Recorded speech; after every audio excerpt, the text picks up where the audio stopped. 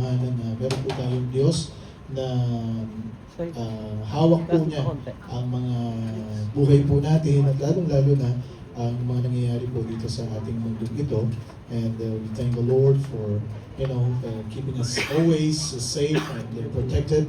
And of course, sa ating pong mga buhay bilang mananampalataya, let's do our part as well na maging masigasig sa ating pong paglilingkuran. And again, thank you so much. Napagandang awitin. Thank you for honoring the Lord today, mga kapatid. At magandang umaga po sa inyo lahat.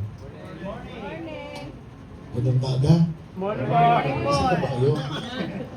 Natulog ba kayo dyan, ha?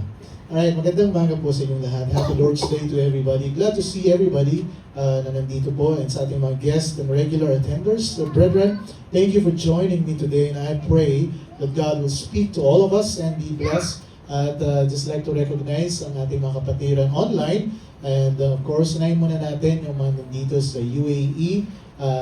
Sister Lynn at Ate Luli, pakikaway lang po kung dinig niyo po kami dyan sa Mediclinic at sila po ay nasa hospital ngayon, and we keep on praying kay Ate Luli na bumaba yung infection na meron po dun sa kanyang paa, and let's see what the doctor will advise this week.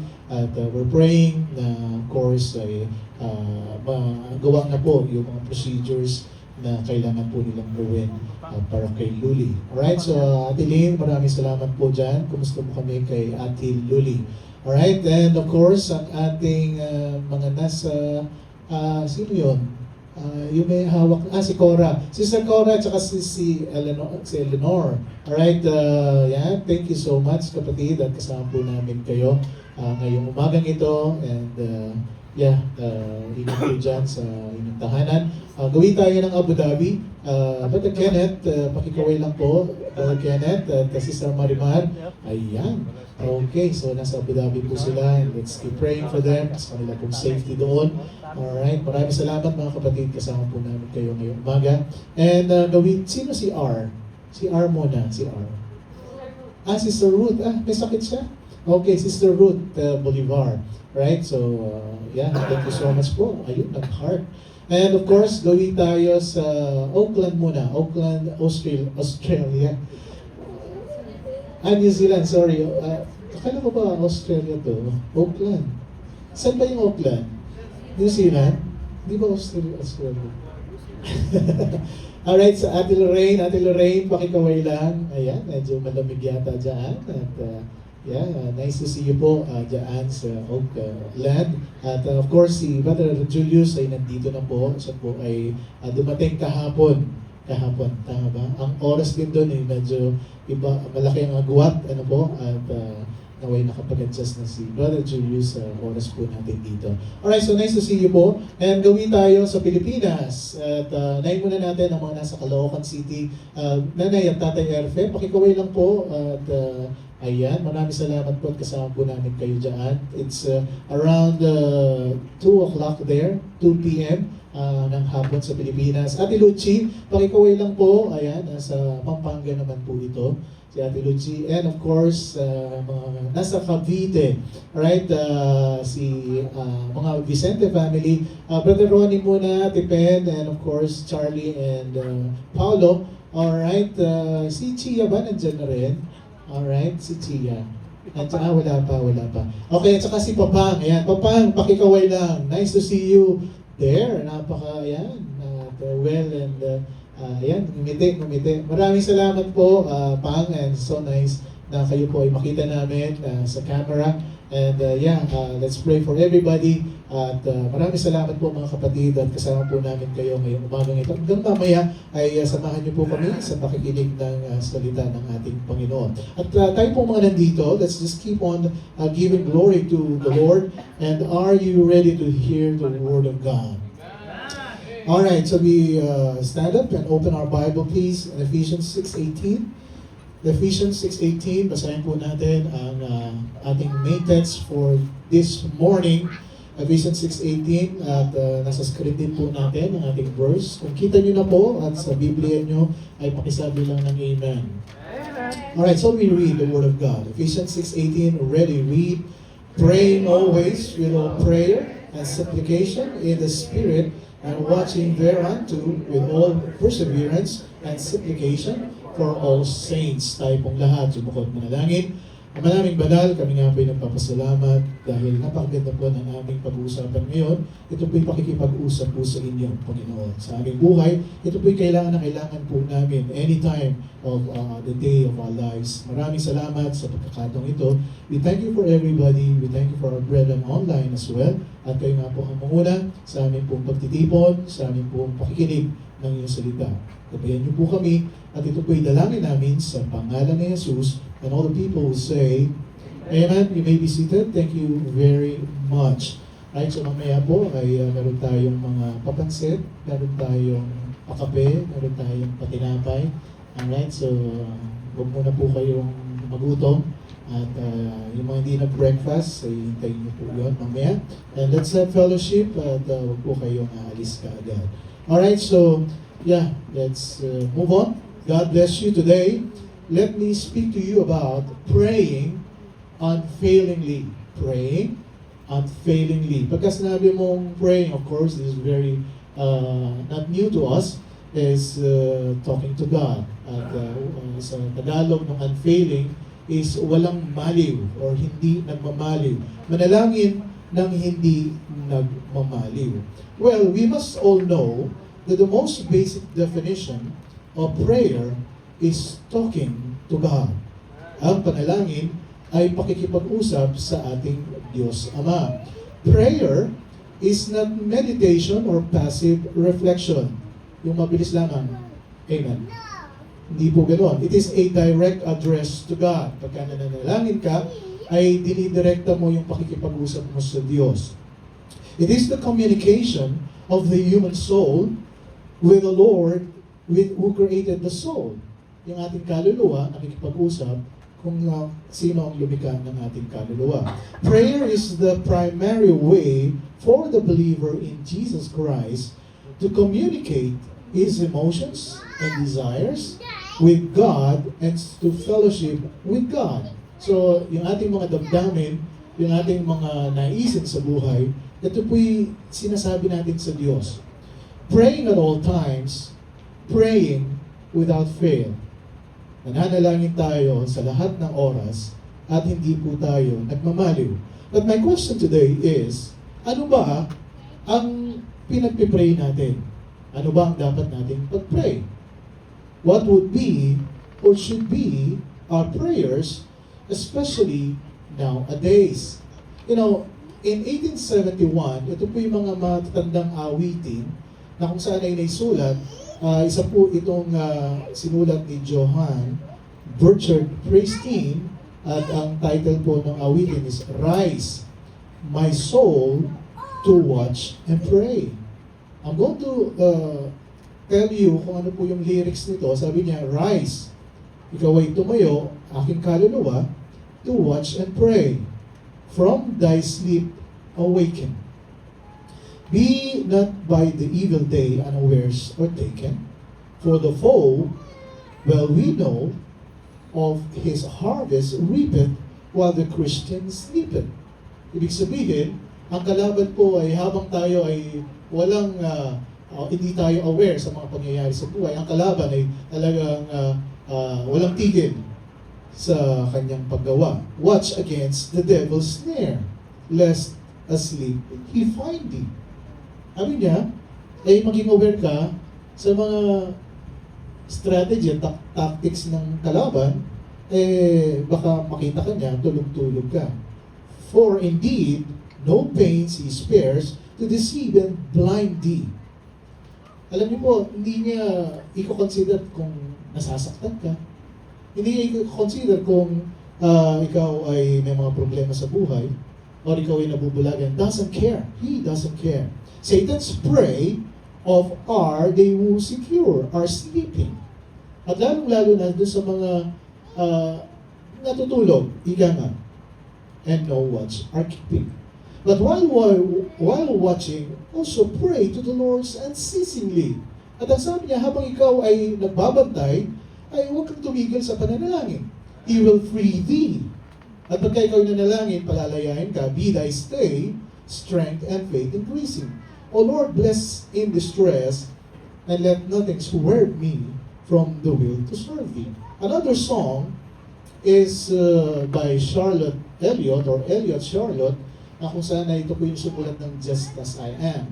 Meron siyang isang kanta na isinulat din ang Christian, seek not yet repose. Christians seek not yet repose. Cast thy dreams of ease away, thou art in the midst of foes, watch and pray. Principalities and powers, mustering their unseen array, wait for thy unguarded hours, watch and pray. At lalo umaatake yan, sabi ng awitin, pagka hindi ka nagbabantay. Watch as if on that alone hung the issue of the day, pray that help may be sent down, watch and pray.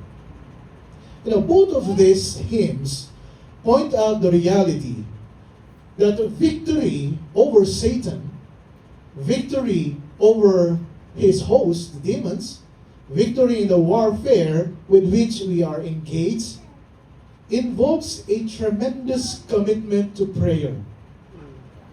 Yung pagtatagumpay po ng kalaban, sa ating mga mananampalataya, kailangan na kailangan po natin yung tremendous, yung napakalaking commitment sa pananalangin.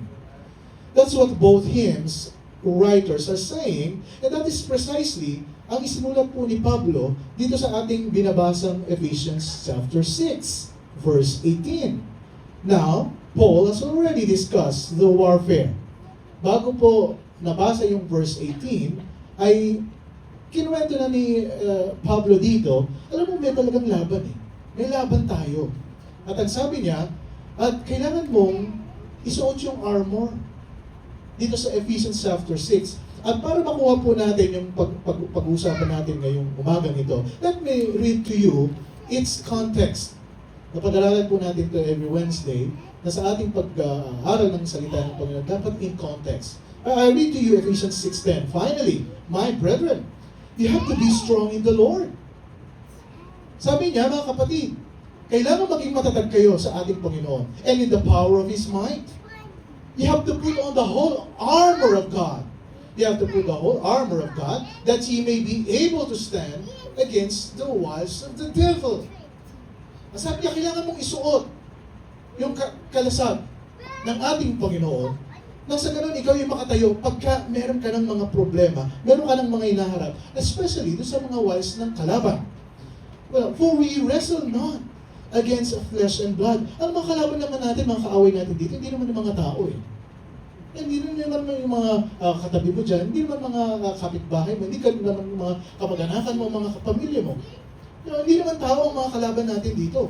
But against, sabi niya, principalities. It's against powers, against the rulers of the darkness of this world. Ang mga kalaban natin dito is against spiritual wickedness in high places. Wherefore? Ang sabi niya, ay talagang maging matalino ka, take unto thee the whole armor of God, that you may be able to withstand in the evil day, and having done all, to stand. Stand therefore. Alam mo pa ulit-ulit nga eh. Sabi niya, kailangan mong tumayo, kailangan mong isuot, kailangan mong maging maingat, isuot mo yung armor of God. Stand therefore, having your loins, cared about with truth. Yung iyo pong, ano pong loins sa Tagalog? Loins gear. Parang belt yan eh. Tama? Okay, belt of truth. Alright, sabi niya, about with truth. And having on breastplate of righteousness. And your feet shod with the preparation of the gospel of peace. Above all, taking the shield of faith. Sabi niya, ang shield of faith, kahit na anong atake sa'yo, okay. Yan ay sanggayin mo sa shield of faith. Wherewith ye shall be able to quench all the fiery darts of the wicked. Kasi nga po, tira ng tira ang kalaban dyan. And take the helmet of salvation. And the sword of the Spirit, which is the Word of God. Sabi niya, isuot mo lahat ito. Kasi sabi niya, kalaban, tira ng tira yan, araw-araw. Pagkising mo pa lang sa umaga, hanggang ikaw ay makatulog. Tira ng tira. Bakit? Kasi gusto ka niyang pabagsakin. And the verse 18 and 20, he brings to bear the theme of prayer. At ang sabi ng verse 18, Ano sabi niya? Okay, suot mo yung mga suoting iyan. Sabi niya, maging tumayo ka. At sabi niya, maging matalino ka, maging maingat ka. At ang sabi niya, verse 18, praying always with all prayer and supplication in the Spirit. And watching thereunto with all perseverance and supplication for all saints. Sabi niya, huwag kang tutulog-tulog. Sabi niya, kailangan maging, ikaw ay magbantay. And for me, the utterance may be given unto me, that I may open my mouth boldly to make known the mystery of the gospel, for as I am an ambassador in the bonds, that therein I may speak boldly, as I ought to speak. Now notice mga kapatid, prayer here becomes the closing theme in the letter of the Ephesians. Dito sa Ephesians chapter 6. Makikita nyo, talagang ang gustong ipunto ni Pablo dito, in the book of Ephesians, manalangin ka. Manalangin ka. Though it is not mentioned as a part of the Christian armor, hindi naman niya sinabi na, okay, dagdag mo yan sa yung armor, hindi sinasabi niya, it is more than that. The armor ended in verse 17, and prayer is in concert with that. Ibig sabihin mga kapatid, we have to notice that the Apostle Paul is not saying, in addition to these things, add prayer. Wala po siyang sinasabing, okay, sinuot mo na yan, yung kalasag and everything, idagdag mo yung panalangin. Wala po siyang sinabing ganoon. But rather, woven into this, ibig sabihin, kasama po ito, yung warfare mo, yung laban mo sa buhay, at yung armor na suot mo. Kasama po lahat yan, ay ang panalangin. Ang panalangin. So all the while, the belt of truth, the breastplate of righteousness, the shoes of the gospel of peace, the sword of the Spirit, the shield of faith, all the while we are engaged with those elements, na ito'y suot po natin, at ito'y meron tayong pagtatayo, tumatayo sa laban, and we are, at the same time, be involved in prayer. Na habang suot mo ito, na habang ikaw ay tumatayo sa laban mo, kailangan ikaw ay may panalangin. Mga kapatid, the wicked have no desire to pray. Ang mga hindi mananampalataya, wala silang naisin, wala silang hingat na manalangin. Anong sabi ng Psalms 10 verse 4? The wicked, through the pride of his countenance. Alam mo, marami kasi mga Kristiyano, ganito, na kung saan ay para tayong mga hindi mananampalataya, na kung saan ay, kaya ko naman yan eh. Mapaglalabanan ko yan. Ano sabi niya? Will not seek after God. Hindi nila i-consider ang Diyos. God is not in all His thoughts. Ang sabi nila, okay, matalino naman, alam ko naman lahat yan, at ako'y binigyan na ng maraming mga pagpapala ng Panginoon and everything. I don't need God.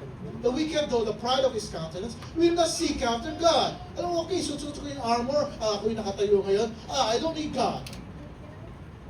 The wicked have no desire to pray. I don't care if I'm going to pray or not. But the children of God, mga kapatid, have a natural desire to pray. Ang isang anak ng Diyos, natural sa Kanya na ikaw, hangarin mo, na ikaw ay manalangin. Luke 11:1, and it came to pass that as he was praying in a certain place, this is the Lord Jesus Christ, when he sees, nung siya'y tapos na sa pananalangin, isa sa kanyang mga disipulo said unto him, Panginoon, turuan mo kaming manalangin. One of his disciples said unto him, Lord, teach us to pray. As John also taught his disciples. The children of God, mga kapatid, have a natural desire to pray. Kung ikaw ay anak ng Diyos, natural lang sa iyo na ikaw ay makipag-usap sa Diyos. Ang panalangin po hindi bigat sa ating buhay, mga kapatid. Hindi kabigatan. Now, all through the procedure of arming ourselves, lalo na pagka pinapalakas mo ang iyong pananampalataya, ang iyong sarili, all to the demands of the battle. Alam mo, araw-araw na merong ikaw ay lalaban ngayong araw na ito, papasok ka sa trabaho mo, makikita ko na naman yung kabisina ko, makikita ko na yung boss ko, makikita ko na naman yung mga ayaw ko makita. Gagawin ko na naman yung mga gagawin ko na ayaw ko naman gawin. Hindi ba? It's a battle every day. All through, whether it is the heat, all through. Araw-araw po yan. Whether it is the heat of the war, lalo na pagka nagkakainitan na, sabi ko, ano ba, talagang bibigay na ba ako o lalaban pa rin ako? All the while, we, as children of God, are engaged in prayer. Praying without faith. Prayer is the very air that we breathe. Tayo mga mananampalataya, mga kapatid, ito po yung anong hinga? Air, we breathe. Ito yung hinga natin sa pananalangin. Parang isda po yan mga nasa ilalim ng dagat. Yung iba sa inyo, mga nag-aalaga sa aquarium, down deep in the sea, yung may aquarium dito, napapansin nyo yung mga isda nyo, di ba? Na kung saan ay fishes man yan, or fowl man yan, wala na sa mga ilalim ng dagat, kahit na pinakamailalim na yan ng dagat, it can stay there in darkness for some period of time, but then, alam mo yung mga isda, di ba, aangat yan? Di ba? Yung bibig nila, bubukas sila at kukuha sila ng hangin. Di ba? It must ascend all the way to the surface and gasp air. Kukuha sila ng hangin. Tama mo ba? And then go back again.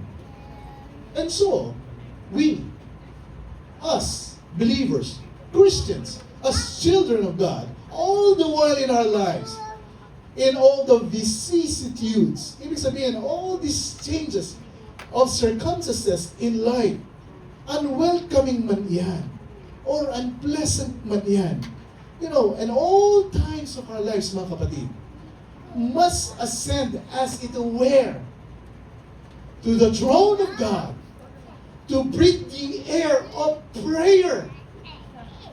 Alam mo tayo mga mananampalataya, kailangan po natin itong hingahan po ito. Sa buhay po natin dito, sabi ko nga po sa inyo, lahat ng kabigatan, mararanasan mo.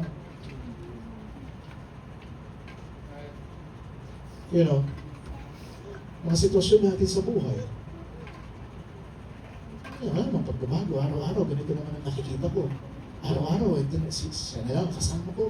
Araw-araw, ito na lang yung mga ginagawa ko, everything.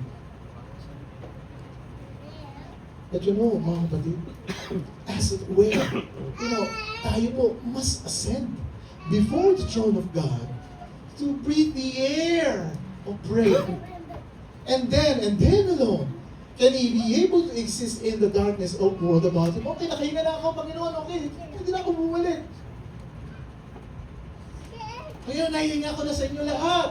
Mga aking problema, lahat ng aking mga nararanasan sa buhay. Pwede na akong humarap ulit. And that's exactly what Paul is saying here. Ito po yung sinasabi ni Pablo dito. Prayer is like our breath. Ito yung ating hinga. Prayer is like breathing. Nahihinga tayo, nakakahinga tayo. You don't have to think to breathe because all the air exerts pressure on your lungs and forces you to breathe. Talagang ito yung tinutulak po sa atin na tayo huminga. Alam mo tayo mga tao, hindi naman natin isip na, mamaya hindi ako hihinga. Di ba? Hinga ko, bukas muna. Di ba? Or after 10 minutes, na lang ko hihinga. Di ba nga, 2 minutes, 3 minutes, patay tayo dyan. This is the air we breathe. Ang panalangin po ay tulad po ng isda na kung saan kailangan po natin huminga. All the while. And so as a believer, not to pray, ang hindi manalangin, is to hold your breath spiritually. And the results are all bad. Pagka hindi ka nananalangin, parang hindi ka nahihinga, hindi ka nakakahinga. At pagka hindi ka nakakahinga, di ba magiging violet ka? Sabi ko kasi. Ang kulay mo, magiging violet. Magiging purple looking ka. Gusto mo ba yun? Tawag dyan manghihingalo ka. Tama ba? Tama. It is very true. And the results are all bad. Now, all the while you live the Christian life, Alam mo, ilang taon na tayo sa ating pananampalataya. Ilang taon na tayo na kung saan ay sinusuot natin yung armor. Ilang taon na tayong lumalaban, mga kapatid. Pero ang tanong dito, are you breathing? Breathing and breathing. Ikaw ba ay nag-a-ascend before the throne of God? Ikaw ba ay nananalangin, mga kapatid? Are you praying? Prayer forbids all of that.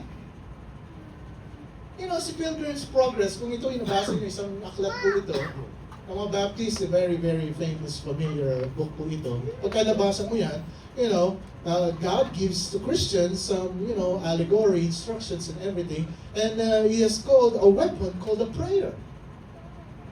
Si John Bunyan, ang sumulat po nito, and the instruction is, when everything else fails, this will cause you to be able to defeat all the fiends that come in the valley of the shadow.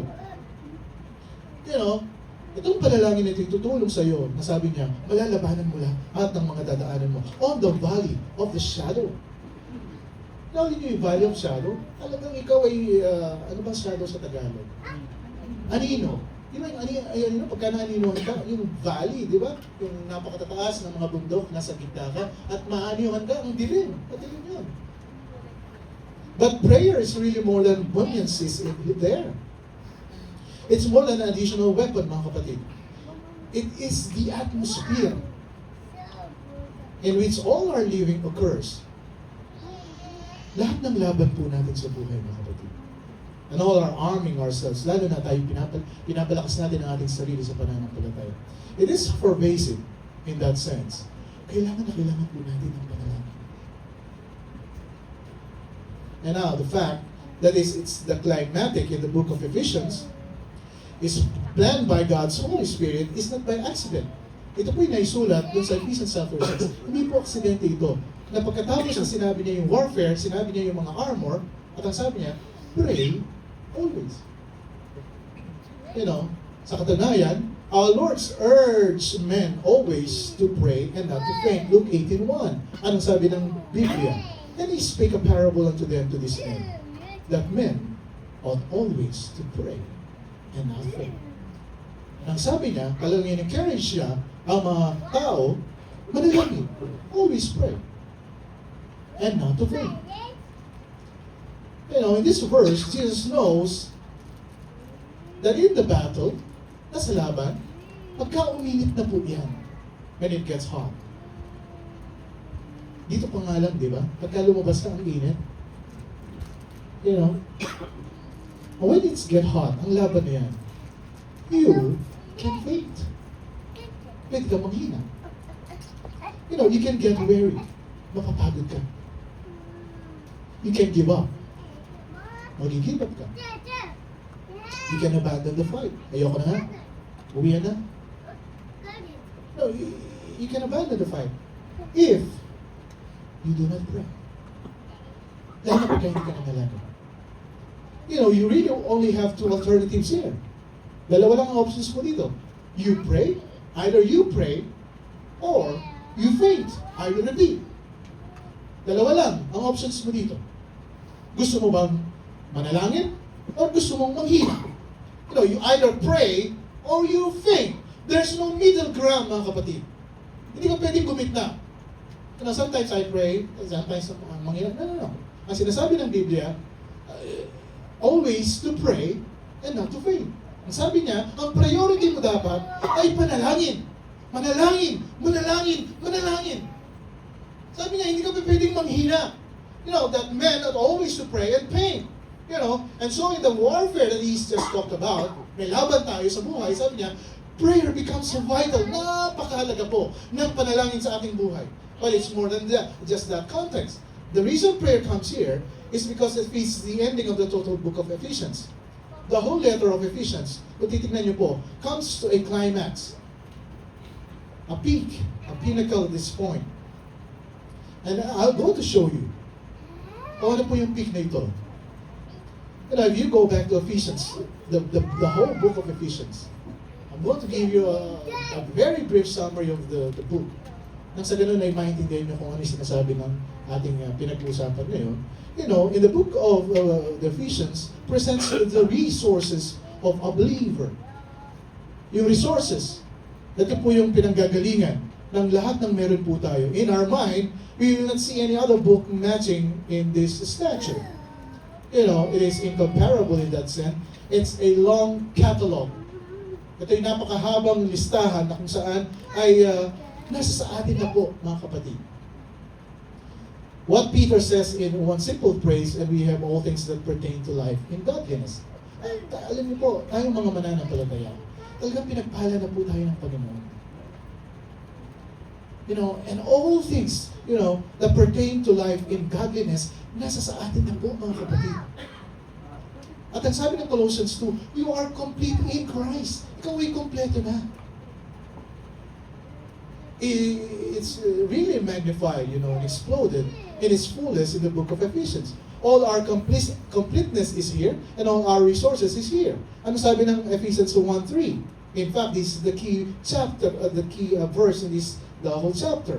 Ephesians 1:3. Blessed be the God and Father of our Lord Jesus Christ, who hath blessed us with all spiritual blessings in heavenly places in Christ. Nasa sa atin na po, binigay na po lahat ng Panginoon sa atin yan, mga kapatid.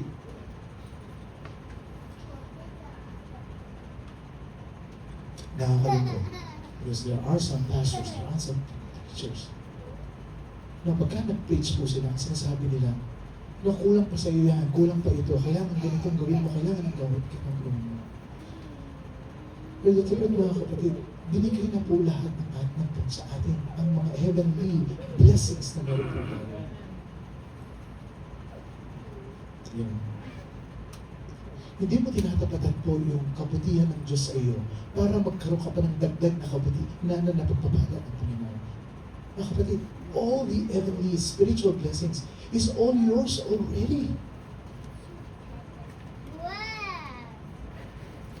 It's all yours already.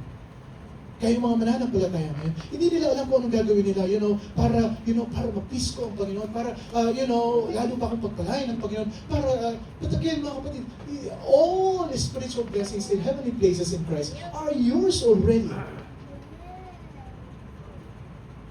And then he goes on delineate them for 6 chapters, a monumental list of all that is ours in Christ. Tingnan natin kung ano itong mga meron tayo ngayon. Now, mark this one.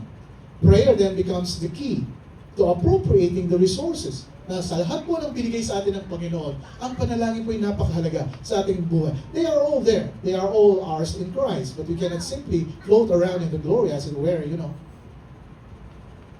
pinagpapala na naman ako. Pinagpala na ako ng Panginoon. Lahat ay nasa akin na. Doesn't matter if I pray or not. So that these things can be implemented in our lives. Bakit pa ako mananalangin?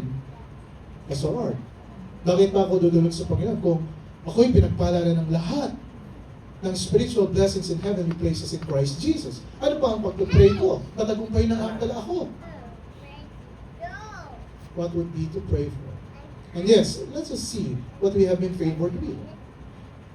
Tingnan natin. There are 6 chapters in the book of Ephesians. And the first chapter, makikita nyo, we are super blessed in verse 3. We are super loved. Ikaw ay minahal ng Panginoon. We are forgiven and redeemed. Tayo pinatawad. Tayo niligtas. Tinubos ng Panginoon sa ating mga kasalanan. We are given wisdom. Binigyan tayo ng katalinuhan ng Panginoon. We are made rich. Spiritually speaking, tayo po'y pinayaman ng Panginoon. We are secure. Hindi na mawawala yung kaligtasang pinagkaloob sa iyo ng Panginoon. Hindi na agawin ng kahit sino. Hindi na maagawin. Ang binigay sa iyo ng kaligtasan ng Panginoon, yan ay magpasawalang hanggang na. Sealed with the Spirit. Meron pa yung seal ng ating banal na Spirito. Na ikaw ay ikaw ay tinatakan, na kung saan ikaw ay pag-aari na ng Panginoon. That's in chapter 1 ng Ephesians. Ephesians chapter 2. Ang sabi niya, we are alive with new life. Tayo buhay na merong bagong buhay. Bago ang buhay po natin. We are the objects of eternal grace. Tayo po, talagang binigyan ng biyaya ng ating Panginoon. We are God's masterpiece. We are called to a life of good works which God will do through us. We are one with God and with every other Christians. We are members of God's intimate family. We are the very habitation of the Holy Spirit. We are powerful beyond our imagination, and we are able to glorify God. Ito po sa chapter 2. Chapter 3, ayun pala, nabanggit ko na rin. Chapter 4, an incredible definition of human being. We are told we possess the living Spirit of God in us. We are members of the body of Christ. We have received the gifts and gifted men to perfect us to do the work of ministry. We have Jesus Christ to teach us to walk a new life. In chapter 5, we have received the love of God so that we can walk in love. Lahat po ito, mga kapatid, tinanggap natin ang pinakaliwanag ng ating Panginoon so that we dwell in light. We have received the wisdom and the truth of God so that we can walk wisely in the world. And verse 5, chapter 5, we have received the power of the fullness of the Spirit of God. We have received the resources to make every human relationship all the God ever intended to be. And chapter 6, yung po ating napag-usapan, we have received invulnerable, invisible, fantastic, powerful armor against which Satan is miserable, pitiful, helpless if we use it, climaxing itself in the sword of the Spirit, the magnificent weapon of the Word of God, which is the hand of every believer. Alam niyo po, kung titignan niyo po lahat ito, na kung saan ay all this heavenly blessing na pinagkaloob sa atin ng Panginoon, ay meron na po tayo. Now, that's a tremendous picture. That's all what it is to be a Christian. Now, by the time you've gotten all of that in your head, and you have seen kung ano po yung ginawa sa atin ng ating Panginoon sa ating buhay, you exalted, your position is exalted in Christ. And you see the resources for effective Christian living, and you know you'll lack nothing. At dito, wala nang kulang eh. Kung titignan niyo po mabuti. You immediately face a problem then. And the problem here is what you might call a kind of doctrine, legalism. A problem which may be defined in 1 Corinthians 10:12. Anong sabi niya? Wherefore, let him that thinketh he standeth take heed, lest he fall. I will repeat. Ang sabi niya, wherefore, let him think not. He standeth, take heed, lest he fall. Marami kasing mga tao ngayon. Marami kasing mga Kristiyano ngayon. Dahil sa sinabi ng Ephesians chapter 1, chapter 2, chapter 3, chapter 4, chapter 5, and chapter 6, lahat naman pala ay may blessing na ako. Lahat naman ay kompleto na pala ako. And everything, pinagpala na ako ng Panginoon. Sinagot na ng Panginoon na yung aking mga panalangin. Ito na nagiging problema ngayon. Talaga naman. Ako naman ay matatag na ngayon. Ako naman ay merong salita ng Panginoon. Ako naman ay Kristiyano, napakatagal na sa pananampalataya. Anong sabi ng Biblia? Wherefore, let him that thinketh he standeth. Sabi niya, huwag mong iisipin na ikaw ay nakatayo. Anong sabi niya? Take heed, lest ye fall. Huwag mong sabihin na ikaw ay matagal na sa pananampalataya. Huwag mong sabihin na ikaw ay napakadami mong memory verses na alam. Ikaw ay, marami nang alam, marami ka nang ginawa sa Panginoon sa church. Ang sabi ng Biblia, huwag mong isip yan na ikaw ay nakatayo. Lest take heed, lest ye fall. Hindi mo alam na isang araw, ikaw ay babagsak. Here you can actually become what I would call a spiritual atheist. Spiritually speaking, ang sinasabi mo na sa sarili mo, alam mo, Panginoon, talagang binigay mo na lahat sa akin eh. Hindi na kita kailangan ngayon. Spiritual atheist, you have a full belief in God, but you just don't need Him. Ang sinasabi mo sa sarili mo, ako ang pananampalataya ko naman ngayon ay mas mahigit pa sa pananampalataya ko noon. Pero ang katotohanan, you just don't need God. Ang sinasabi mo sa sarili mo, alam mo, meron na akong lahat eh. Pinagpala ako ng Panginoon, sinagot ng Panginoon, nakapunta ako ng abroad, meron ako ng mga ganitong bagay, meron akong mga ganitong bagay. Pero Panginoon, hindi kita kailangan!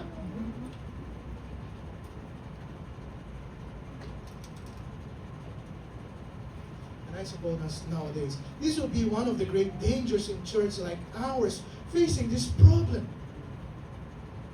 People are so adequate, conveniente na sa buhay. Meron naman akong ganito, meron akong bahay na maganda, meron akong sasakyan na maganda, meron akong trabaho na stable and everything. We have so much knowledge. Marami naman akong alam sa Biblia. We have so much information. Ang dami kong alam kasi the whole day ako nasa social media ko. We have so many resources. Meron naman akong ganito, meron akong iPad, meron akong we understand our position. Ako ay boss sa aking kumpanya and everything. We know our gifts. Meron naman akong talent na kung saan binibigay sa Panginoon. We have seen God's blessing. We have so much success and very little failure. Hindi naman ako, yung mga failure ko sa buhay ko, konti lang naman. And so it's easy for us to just move along and not really acknowledge God at all. Maraming mga Kristiyano kasi yun. Pero sa kanilang buhay, they don't even consider God sa pang-araw-araw nilang pamumuhay. Bakit? Kasi na-expose na tayo sa isang mundo na kung saan, ito dapat ang meron ka. Ito dapat ang makuha mo. Ito dapat ang, meron ka na ngayon. At tayo na-overwhelmed sa mga offer ng mundong ito. At dahil meron na tayo, nakukuha na natin lahat. Ang ginagawa po natin katotohanan, we disregard God in our lives. Sinasantabi na natin ang ating Panginoon. At sinasabi natin sa ating Panginoon, Panginoon, sinagot mo na naman ang panalangin ko. Nakapunta ako dito ng UAE, nakapunta ako matagal na ako dito na everything. Binigay mo na sa akin lahat and everything. I don't need you. Nakakalungkot. Pero nung papunta ka dito, kasi sabi mo sa Panginoon, ako talaga ng mga immigration, makalusot ako, hindi ako ma-offload and everything. Ilang linggo ka pa lang dito? Ilang buwan ka pa lang dito? Nagmamalaki ka na. Pray John! It's true, it's very true. Marami mga Pilipino. Gusto nilang umalis ng Pilipinas. Pagdating nila dito, kung tuwa sila, okay, nakasakay ako ng aeroplano, nakalagpas ako ng mga airport and everything. Kung nandito na sila, ayan na. 1 week pa lang, wala naman si Pastor, wala naman sa mga kapatiran. Salamat na lang at lumayo ako sa church na nihatin ko doon. Walang nagbabantay sa akin and everything. Nakakalimutan natin, mga kapatid, yung pagpapala ng Panginoon sa ating buhay. At kinakalimutan natin yung nagbigay ng pagpapala sa atin. At sinasabi natin sa Panginoon, Panginoon, nakalagpas na ako ng immigration, hindi na kita kailangan ngayon. Seriously, we can fall into a terrible sin of feeling we are adequate and losing the sense of dependence upon God. Na yung dependence natin ngayon ay sa mga bagay na nakukuha natin. At sinasabi natin sa Panginoon, Panginoon, hindi kita kailangan. Kailangan ko, ito yung trabaho. Ang trabaho kailangan ko, ito, Panginoon. At ngayon, dinadalinan natin yung mga trabaho natin para hindi ka maka-attend ng church. Pray John!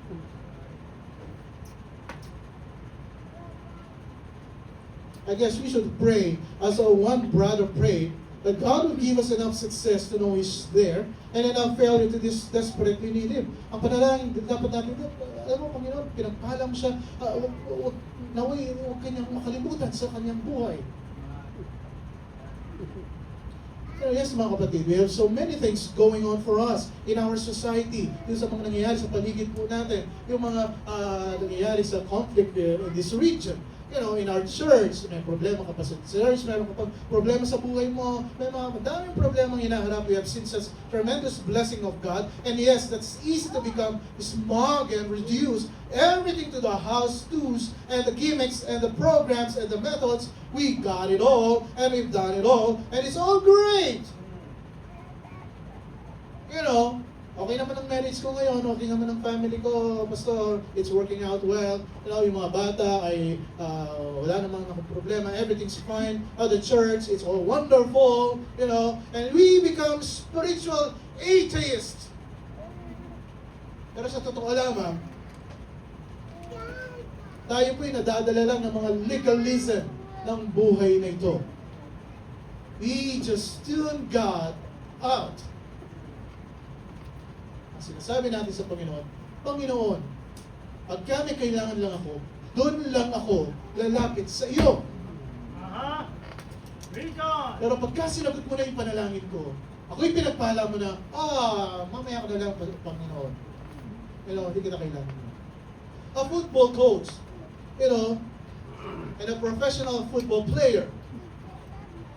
Ito po yung isang illustration na kung saan ay isang football player, alam niya ng lahat and everything, galing na siya, trained siya and everything. At dumating na isang football coach na kung saan ay maliit at hindi naman ganun kaganda yung personality and everything. At sinasabi ng professional football player na ito, bakit kita papakinggan sa mga pagko-coach mo sa akin? Mas magaling pa ako sa'yo. Nangyari, lumaban sila and everything, talo. Sabi nga po sila, talo. Minsan, ipaparana sa atin ng Panginoon iyon. Bakit? Pagkatapos kitang tinuruan, pagkatapos kong pinagpala ang buhay mo, binigay ko ang lahat sa inyo. Ephesians chapter 1, to chapter 6, binigay ko lahat yan sa iyo. Iyo lahat yan. It's all yours. Pertaining to all heavenly godliness and heavenly places. Lahat, binigay ko na nga sa iyo, lahat. Ano ba naman? Uy, kausapin mo naman ako. Praise God. Diba? Uy. Diba ako nga nagpala sa iyo? Amen. Hindi ka ba pwedeng, hindi ba tayo pwedeng mag-usap? Sabi ni si Pablo dito, you've got it all. You've got it all. May isang couple. Isang couple, hirap sa buhay. Ginawa nilang lahat. Pambili ng ticket, pambili ng passport, everything. Ginawa nilang lahat para makaalis sila sa kanila. Nakarating sila sa isang lugar na say this is in Nicaragua. Nakarating sila doon, and because magaling silang mag-business and everything, they built up a business there and everything. At ang government lumapit sa kanila, at ang nangyari, okay, kailangan namin yung paggagawa niyo ng mga, kasi gumagawa sila ng mga cosmetics. And government lumapit sa kanila, yung ginagawa niyo yan, lagay natin sa paggawa ng mga ammunitions and everything. At dahil mga Kristiyano rin to dahil, okay, compromise and everything. Nagpala ng Panginoon, pero at the end of the day, nagkaroon ng problema, realize nila na mali yung ating mga dinaanan and everything. Yung mga bata nag-aaral doon, ngayon, kailangan nilang umalis sa lugar na yun. At wala, lahat ng napundar nila, wala. Bakit? Kasi nakalimutan nilang manalangin. Nakalimutan nila ang Panginoon sa buhay nila. We get along so well sometimes that we lose the perspective, mga kapatid. I think sometimes if we lose it, God may just bring things into our lives to help us get it back again. Minsan ito po yung mga nasa puso isipan natin. You can have all the talent, you can have all the resources, you can have all the training and all the innate ability, but if you do not do it the way God directs it to be, you lose. Bandang huli, ikaw ang talo. That's essentially what Paul is saying. Don't think that because you have all these resources, you have all the history of success, you have all this being in Christ, that you can become a spiritual atheist and live as if you do not need God. And it cannot be done, mga kapatid. The armor is not mechanical, and the armor is not magical. It needs God. It needs God. Truly. Though it sounds mystical, ito pong armor that God infuses into the armor, God infuses into the resources, His power and His energy, we need to pray. We need God. Napakalaki po ng danger that Christians who have a knowledge of doctrine, some kind of history of success, and fairly effective grip on practical spiritual principles can become satisfied, and they do not need a heart-rending, passionate, constant prayer. Na tayo po mga mananampalataya, na sa dami na tayo po'y matagal na sa pananampalataya, na pwede po tayong maging spiritual atheist. That's why the epistle of the Ephesians, that begins in heavenlies, ends on its knees. Because all of that is dependent on prayer. You know, maybe you look at your life now and you say, I know so much, Pastor. Daan ko lang alam. Some of you people, some of you young people, some of you who are here, na napatagal na sa pananampalataya, you look at your life and you say, daan ko lang alam, Pastor. Pero wala naman akong masyadong nakikita sa buhay ko. Well, you think the armor, or you think the resources are either magical or mechanical, and they are not. Ito pong lahat is dependent on prayer. The soul of man moving in the presence of God. Mga kapatid, it's a big reminder for us today. Na kahit na napakatagal na natin sa pananampalataya, sa dami na natin na-experience sa ating buhay bilang sa mananampalataya, pinagpala na tayo ng Panginoon. Ang tinuturo po sa atin ngayon, huwag kang tumigil.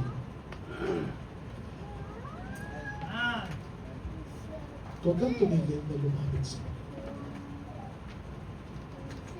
Kung sabi ko nga po sa inyo, sa panahon po natin ngayon,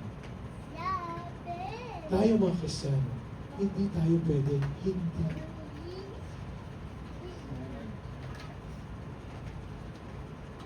Kailangan po natin makipag-usap sa Panginoon. Naaman! Lumapit sa Kanya. You know, pagka nag-iisa ka sa bahay, kausapin natin.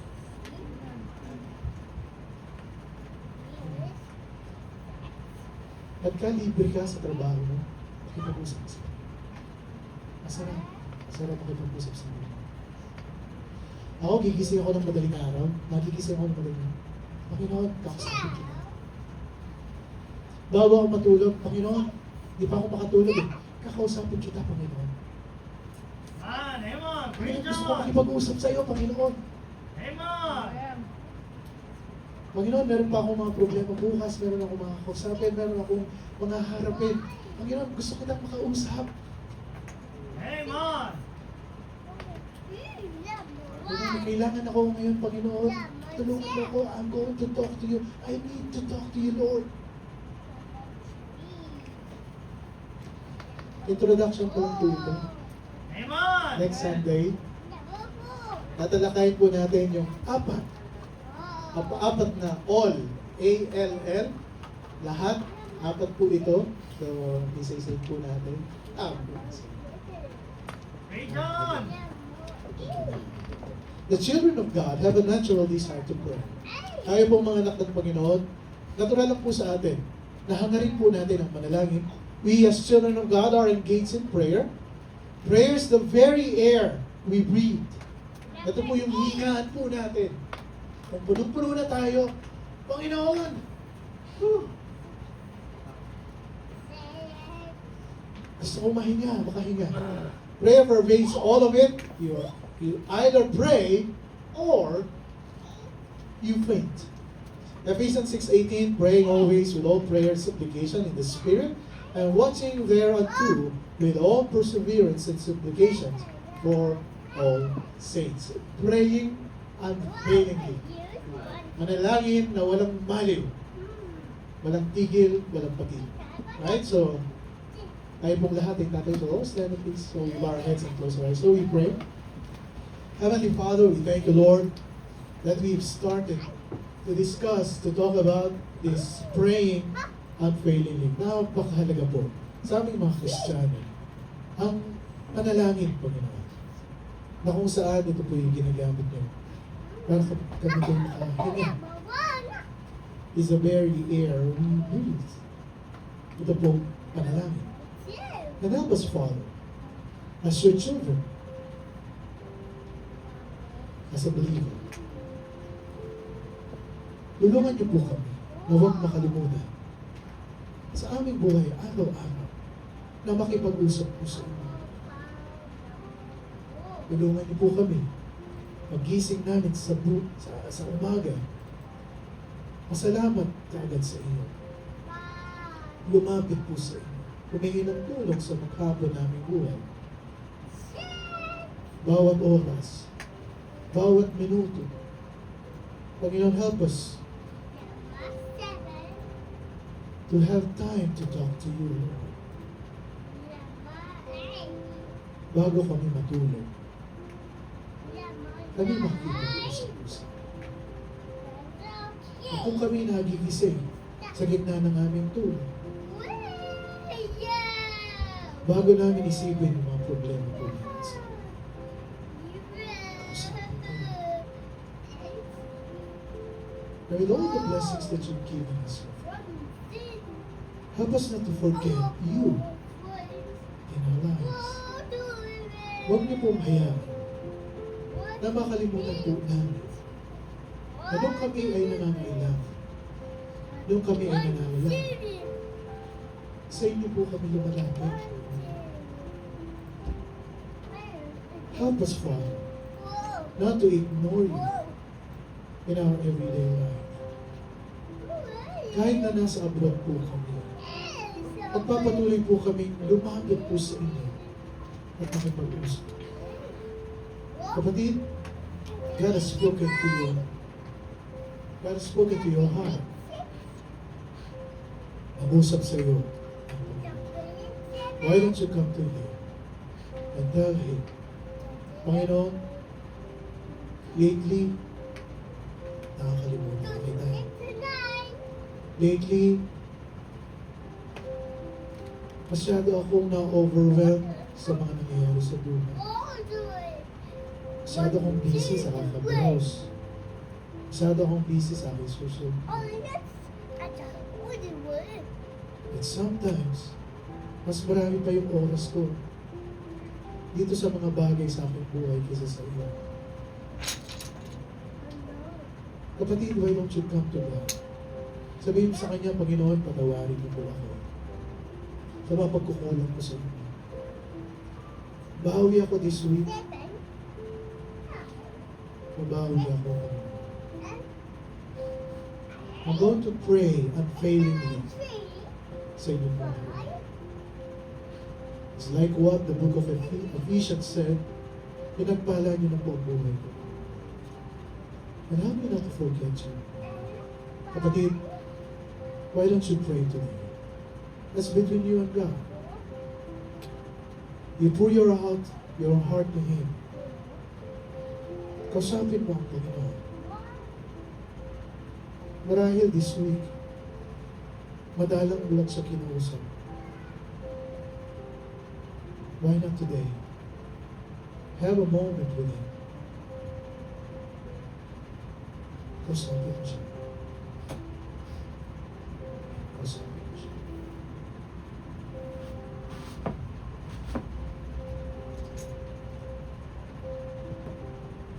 Sa ayon po mga bisita, meron po lalapit puso. Mga kapatid namin sa pananampalataya. I'll open the Bible. We'll show you how to go to heaven. You will pray. You will receive Christ in your heart.